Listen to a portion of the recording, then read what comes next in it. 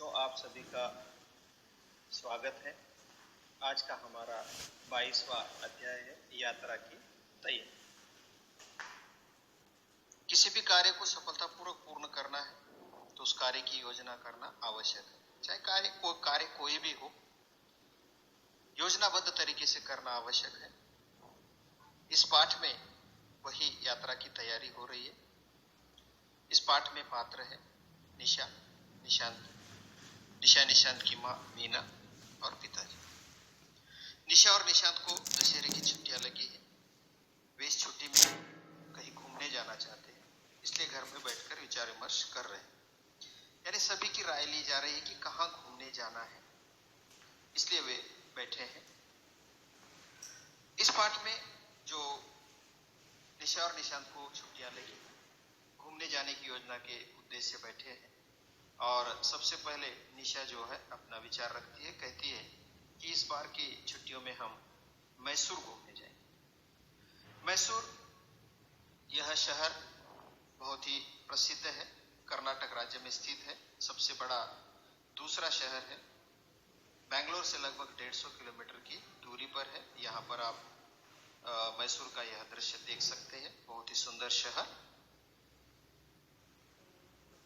जब मैसूर जाने के बाद निशा द्वारा होती है, तब निशांत कहता है कि मैं पिछले साल अपने स्कूल टीम में मैसूर गया था, यानी जो मेरे सहपाठी थे उनके साथ मैं गया था और मैं मैसूर देख चुका हूं, इसलिए हम इस बार कहीं और घूमने जाएंगे। लेकिन निशा कहती है कि नहीं, क्योंकि मुझे मैसूर का दशहरा देखना है और मैं मैसूर का दशहरा देखना चाहूंगी। बहुत ही प्रसिद्ध ऐसा मैसूर का दशहरा है जो 10 दिनों तक चलता है। चामुंडेश्वरी द्वारा महिषासुर के वध का यह प्रतीक है। बुराई पर अच्छाई की जीत।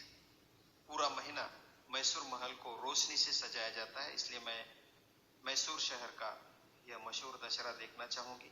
यहाँ पर आप देख सकते हैं मैसूर के दशहरे का चित्र। दोनों जिद करते हैं। निशा मैसूर जाना चाहती है, मैसूर का दशहरा देखना चाहती है।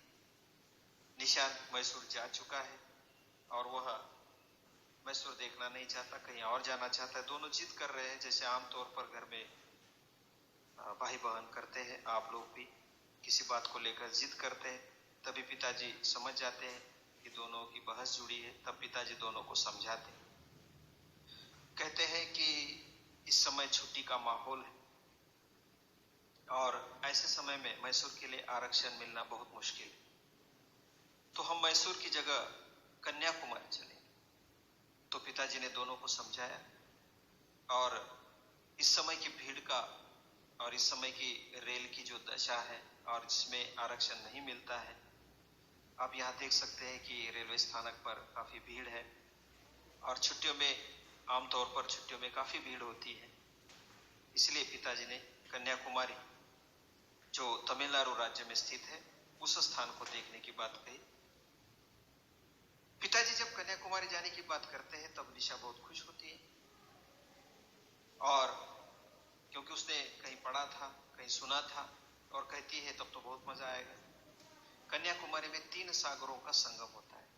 3 सागर एक जगह पर मिलते हैं, हिंद महासागर, बंगाल की खाड़ी, अरब सागर। ये तीनों सागरों का संगम कन्याकुमारी में है। यहाँ चित्र में आप देख सकते हैं, और यह निशा ने सुना है और इसलिए वो उन स्थानों को देखने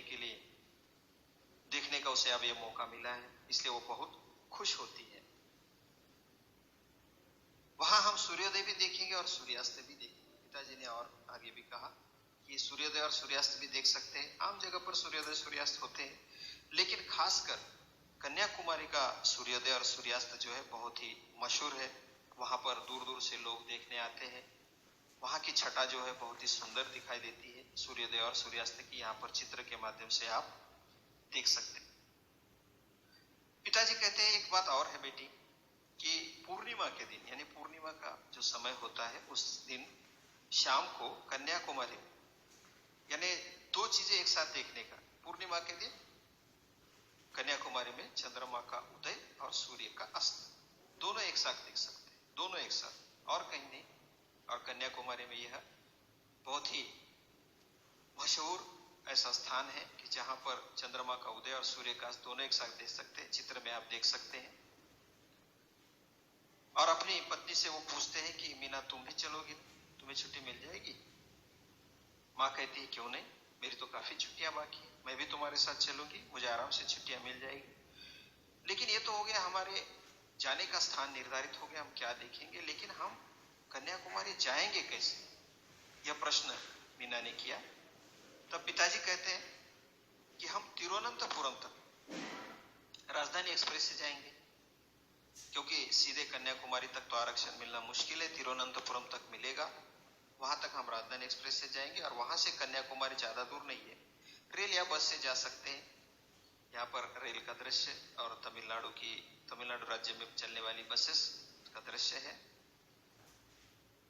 निशांत कहता है शाम से पहले कन्याकुमारी पहुंचना अच्छा रहेगा। अब यहाँ पर निशांत ने एक बहुत अच्छी बात बताई कि शाम तक हम अगर कन्याकुमारी पहुंचते हैं तो उसी दिन हम सूर्यास्त देख सकते हैं, क्योंकि जिस दिन हम पहुंचेंगे सूर्यास्त देखेंगे, फिर वहां पर रुकने का जो स्थान है विवेकानंद नगर में ठहरेंगे, सुबह जल्दी उठकर समुद्र के किनारे पहुंचेंगे और सूर्योदय देखेंगे। यानी जिस दिन हम पहुंचेंगे उस दिन सूर्यास्त और उसके अगली सुबह हम सूर्योदय देखेंगे। पिताजी कहते हैं जैसे ही हम सूर्योदय देखेंगे उसके बाद हम नाश्ता करेंगे और विवेकानंद स्मारक देखने जाएंगे, क्योंकि सूर्योदय हो गया, सूर्यास्त हो गया, विवेकानंद स्मारक देखने जाएंगे। मतलब ये योजना है कि क्या क्या देखना है और फिर क्या क्या करना है। तब माँ कहती है विवेकानंद स्मारक में क्या है, विवेकानंद स्मारक बोल रहे देखने जाना है, क्या है? पिताजी कहते हैं विवेकानंद स्मारक कन्याकुमारी के पास समुद्र के किनारे थोड़ी दूर पर एक बहुत बड़ी चट्टान पर बना है। कन्याकुमारी के पास समुद्र के किनारे चारों तरफ पानी है और एक बहुत बड़ी चट्टान पर विवेकानंद स्मारक बना है। हम लोग मोटर लॉन्च से स्मारक पहुंचेंगे। अब यहाँ पर विवेकानंद स्मारक है जो 1970 में स्वामी विवेकानंद जी के सम्मान में यह बनवाया गया था और वहां तक यानी विवेकानंद स्मारक तक पहुंचने के लिए मोटर लॉन्च से जाना पड़ेगा, क्योंकि पानी के बीच में मोटर लॉन्च चलती है वहां पर बहुत सारी, उससे हमें उसकी सहायता से स्मारक तक जाना होगा। वहां पर विवेकानंद और रामकृष्ण परमहंस की मूर्तियां भी है, दोनों की, रामकृष्ण जी की भी है और रामकृष्ण परमहंस जी की भी है और विवेकानंद जी की भी है। चट्टान पर खड़े होकर हम समुद्र की लहरों का आनंद भी लेंगे।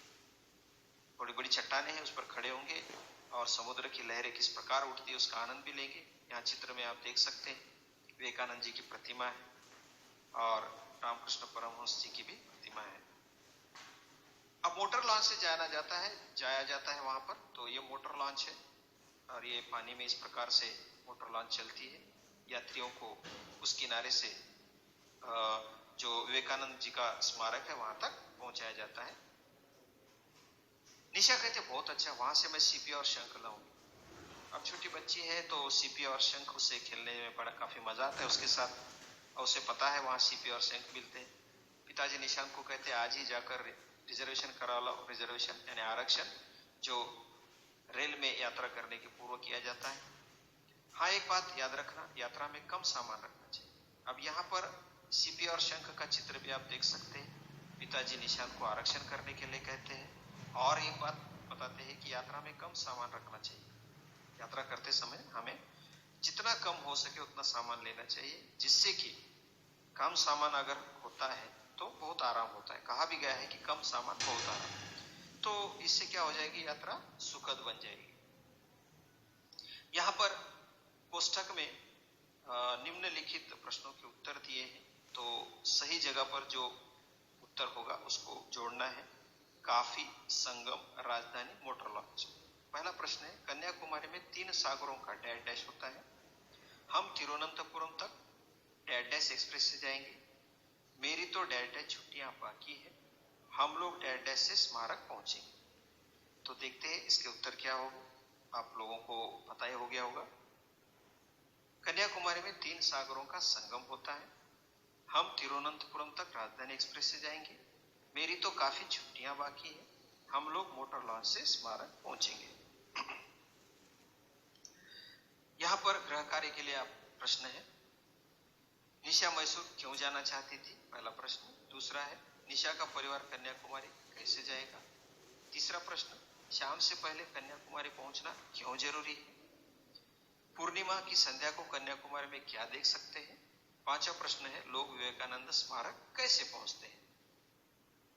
उत्तर है, निशा मैसूर का दशहरा देखना चाहती थी, यानी मैसूर शहर और मैसूर का दशहरा।